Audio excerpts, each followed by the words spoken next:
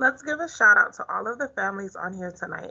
Our watch party attendees at Bellevue Elementary and the Bellevue Elementary School team and our community partner, South State Bank. We are super excited to have you join us tonight. Just a reminder that your camera and microphone have been turned off, but you will see the presentation and hear our presenters. All right, welcome to our financial literacy for elementary students. Hello and welcome to Financial Literacy for Elementary Students. I'm Lauren Ortiz, a third grade teacher at Hammett Bowen Elementary here in Marion County. Tonight I'm going to help you understand more about financial literacy and give you some fun, easy activities that you can do with your child to boost their financial literacy. You might be wondering how you can start teaching financial literacy to an elementary age student.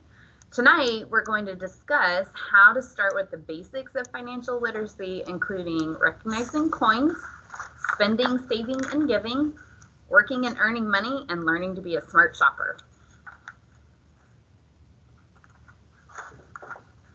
What is financial literacy, or what does it mean to you? In the chat box, tell me what you already know about financial literacy or what it means to you. Thank you for sharing. There are many aspects of financial literacy that involve the ability to understand and effectively use various financial skills, including managing your personal finances, budget, and investments. You might be thinking, why is financial literacy important?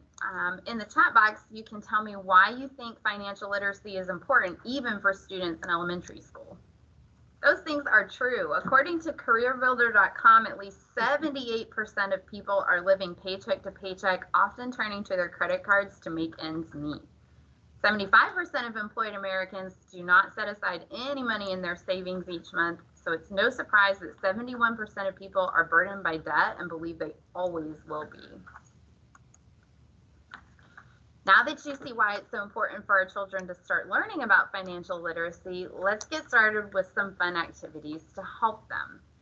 First, children need to learn the value of physical money and that the money on your debit card is related to actual money. Gather up at least one example of each kind of coin. For quarters, you may want to have more than one because they have many different tails pictures. Have your child sort the coins by size, color, or whether the edges are smooth or ridged. Make rubbings of the front and backs of each coin so that they can see them side by side. Label the rubbings with how much each is worth. Be sure to discuss how a bigger size coin doesn't always mean it is worth more.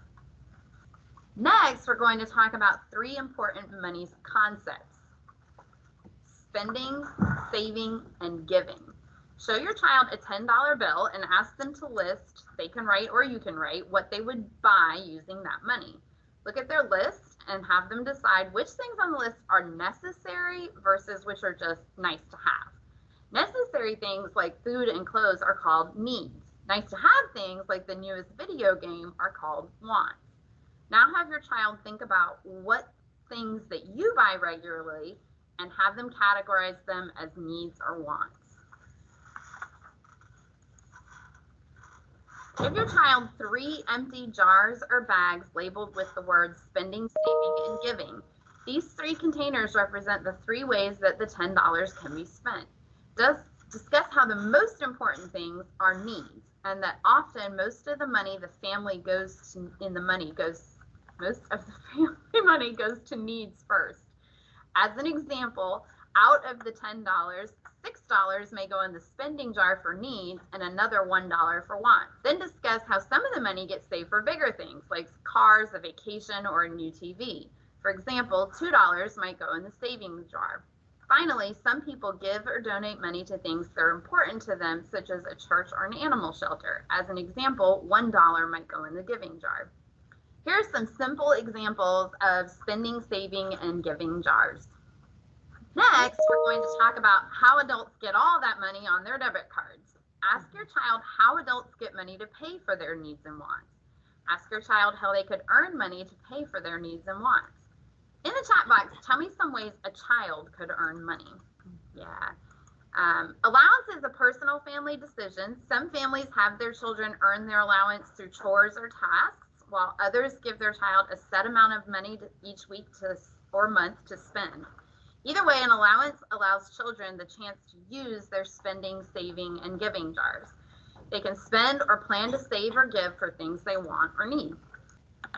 These are some examples of ways a child could work to earn money. The one on the left may be better for younger children, as there is a picture reminder of what they need to do. The one on the right has a list of activities, and they may earn different allowance amounts for easy, medium, or difficult chores. This gives children a choice of what to do, which is always a good thing. The internet is full of different types of chore charts that are free, and you can find one that works for your family. Teaching your child to become a smart shopper often revolves around having a conversation with your child about the choices you make while you're shopping at a store together. For example, let's say you're looking at cookies that are the store brand for $3 or the name brand for $5. A smart shopper might save the $2 and get the store brand if there isn't any real difference between them. Another conversation can be about looking at sale prices. Sometimes the sale price makes items much cheaper than they usually are. Talk to your child about how you might buy a couple more of an item on sale if they will be used in a reasonable time to save money later. Time to put all your child has learned into action. Plan a family fun night using a budget. Give your child $10 and have them plan a family fun night using just $10. They can decide how to spend and budget for everyone to have fun. Help them create categories such as food, games, entertainment, or crafts, and help them decide how to spend their $10. Shop at a dollar store to help them put all they've learned to use. Remind them that some activities are free, like games you already own, playing a sport in the yard, or watching movies on a streaming service or rented from the library. Budgets don't have to be boring. In the chat box, tell me some ways you and your family like to have fun together without spending a ton of money. Thank you so much for joining me tonight. I hope you learned some things to help your elementary age child be more responsible financially. Are there any questions or comments? Please feel free to put them in the chat box. Thank you, Ms. Ortiz, for sharing about some fun ways to save and manage our money. These are definitely some fun ways to learn about money management. Please ask any questions or share concerns in the chat box. We will continue to monitor the chats and respond at the end of the session. Stick around after the session to hear the responses, take our survey, and also learn about upcoming events. If you are at the watch party, please feel free to go to the table of our community partner, South State Bank, and our host, Ms. Charlene Black, will be more than happy to answer any questions you may have regarding saving, opening accounts, and other money management services offered by the bank. Now we would like to welcome another one of our MCPS experts, Mr. Michael Wessel. Mr. Wessel, do your magic. Good evening. My name is Michael Wessel. I'm a teacher at Lakewood High School. As a young adult, one of their keys to success will be learning to manage their personal finances.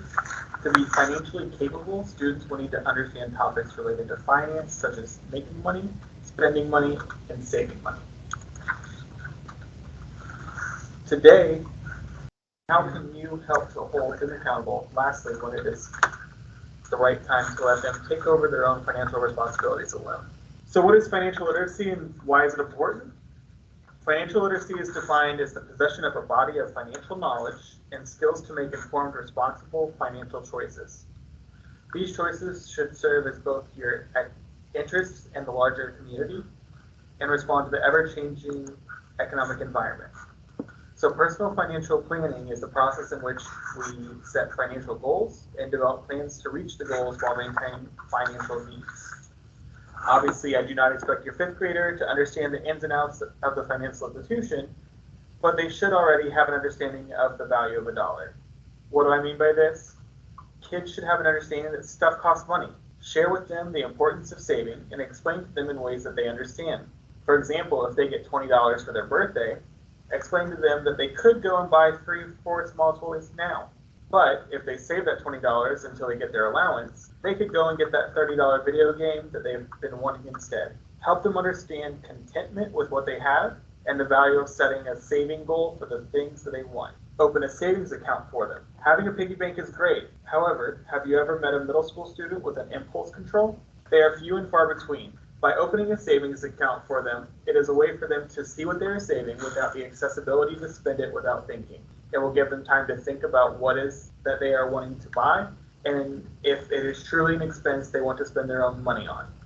Giving them time to think allows them to learn some discipline when it comes to shopping. It helps to ensure that you can have an opportunity to discuss with them the purchase that they want to make and ensure it is financially responsible. Help them to create their own monthly budget with their allowance if they get one. One great example of this would be if you have a small monthly bill or a small monthly payment for a subscription, make it their responsibility to cover that bill. If they have a specific snack that they enjoy, you could also put that into the amount of their budget. By adding these things to their monthly budget, you can explain to them that this is their contribution to the household bills that must be paid first before they can spend any of their money. Include a savings goal in their budget. If they want a new video game that costs $20, you can put it in their budget and they have to save $5 each time they get their allowance. This helps introduce them to the idea of goal setting and saving for a want. As students get older, they may begin to look at job opportunities. When your student gets a job, ensure that you have opened a joint banking account with them to monitor their income and spending habits. Look for a bank that has great access to management features where you can control their spending. Ensure that they have a saving goal set up before they begin sending, and maybe their goal is to get a car to get themselves to work. Help them come up with a savings plan to make their goal a realistic opportunity. If they make $400 every 2 weeks, they could be contributing $300 to their savings account. Help guide their financial spending by setting daily spending limits through this account management. Since the likelihood of them having monthly bills at this point is unlikely, maybe you can also make them contribute by purchasing gas every so often if you are the one that's having to give them a ride to work and back. This can help them get in the mindset of saving for monthly spending.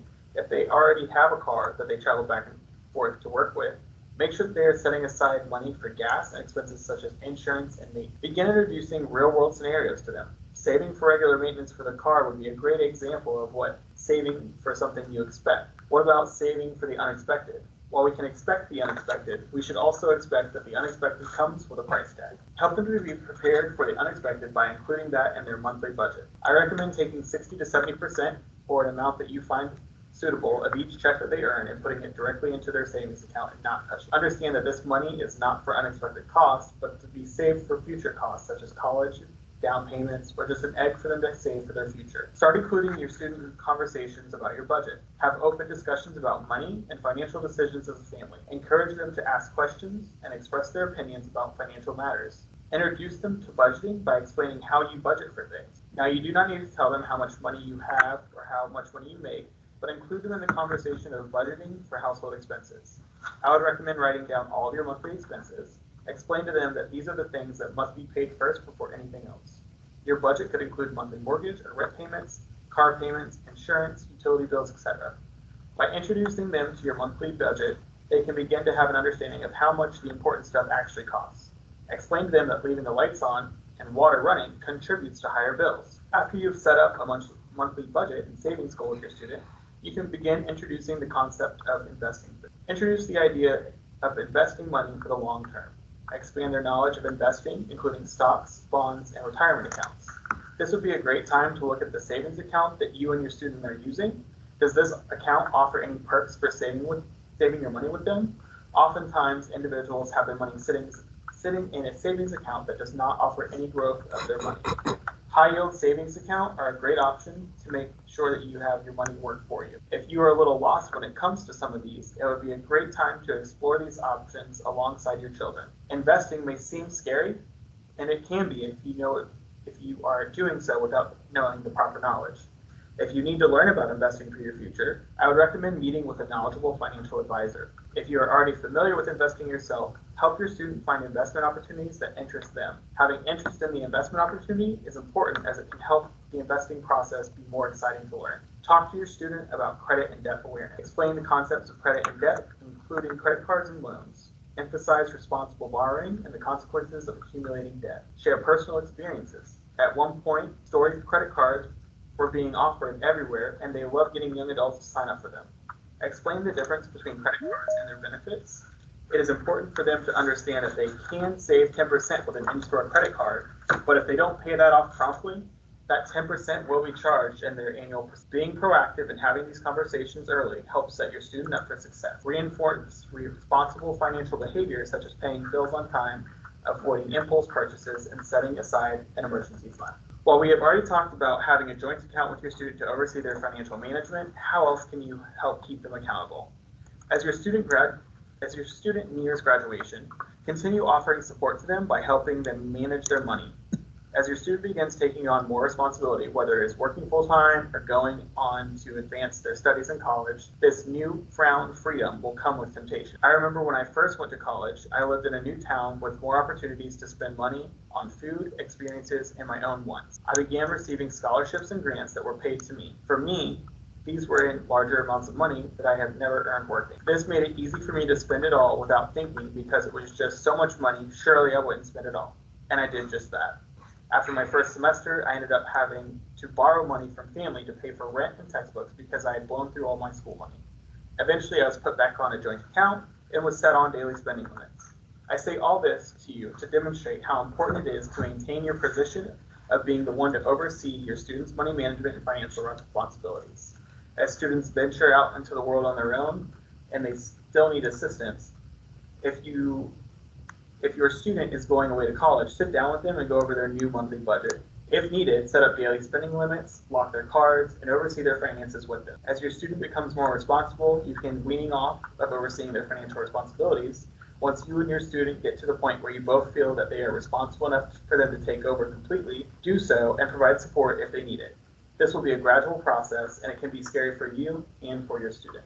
Remember that financial education is an ongoing process. It's important to adapt lessons to your students' age, maturity level, and financial experiences. Additionally, lead by example and involve your student in real-life financial decisions to reinforce the concept they've learned. The earlier you start teaching financial literacy, the better equipped your student will be to make informed, responsible financial choices in the future. Thank you, Mr. Wessel, for sharing your mathematical wisdom on money management and how to take accountability for our spending. It is a lot easier to spend money than to save. It will take a lot of discipline, resources, and support to successfully reach financial freedom. On the next few slides, you will find a survey link and QR code, and we will also email you the survey link. We love to get feedback about how we are doing and how best we can serve you. We have a few events coming up that we don't want you to miss. It's fall and time for fall festivities. Take advantage of this free event at Westport High School on November 4th. From 9 a.m. to 12 p.m. Come help us celebrate our cool fall weather while enjoying some fun activities and getting the information you didn't know you needed to help your child succeed in school. It's a great combination of learning and carnival games. You can sign up for the transportation and event online. Check your emails and school sites for more information. We also can't wait to see you at our next virtual learning session. As parents, all we know is that our kids are testing, but what do they really mean? How do these test scores affect them? Does this mean that their classes are scheduled as a result of their test scores? What's FAST or PM1? We all want to know what these tests are and what they mean to our kids. Join us November 15th at 5:30 p.m. We will have MCPS experts on test scores and assessments. Our Virtual Learning Academy is at the same time every month, and we'd love to see you there. We will be reviewing the chat box and start responding to the questions. If you missed any part of this presentation or you would like to watch again, our videos can be accessed on the MCPS YouTube channel. Check out the shared link in the chat as well. For those of you at the watch party, please feel free to go to the table of our community partner South State Bank table, and our lovely host, Ms. Charlene Black, will be more than happy to answer any questions you may have regarding saving, opening accounts, and other money management services offered by the bank. Here are the flyers for our upcoming event. These events cater to all ages. Take a moment to scan the QR codes and register. At this time, we would love to hear your feedback to better help us prepare for our other future events. Your feedback is very important. Our sponsor, Florida Kid Care, has been a major contributor to our events. Florida Kid Care is a state-run program that provides high-quality, low-cost health coverage to low-income children 18 and under who are not eligible for Medicaid and who have limited or no health insurance. Florida Kid Care is made possible by 4 partnering agencies that will help provide assistance for quality health care for your child under the age of 19. Healthy Kids and Medikids are included in these partners. The eligibility requirements are that the child must be under age 19, meet income eligibility requirements, be a U.S. citizen or a qualified non-citizen, and not be in a public institution with health services covered. The coverage available for children 18 and under are doctor visits, checkups and shots, hospital visits, surgery, prescriptions, emergencies, vision and hearing screenings, dental, and mental health. It has been an absolute pleasure spending the time with you all. Thank you for your participating and fantastic questions. See you all next month. Remember, your feedback is our main focus, so do not be shy to share your thoughts. Have a great night.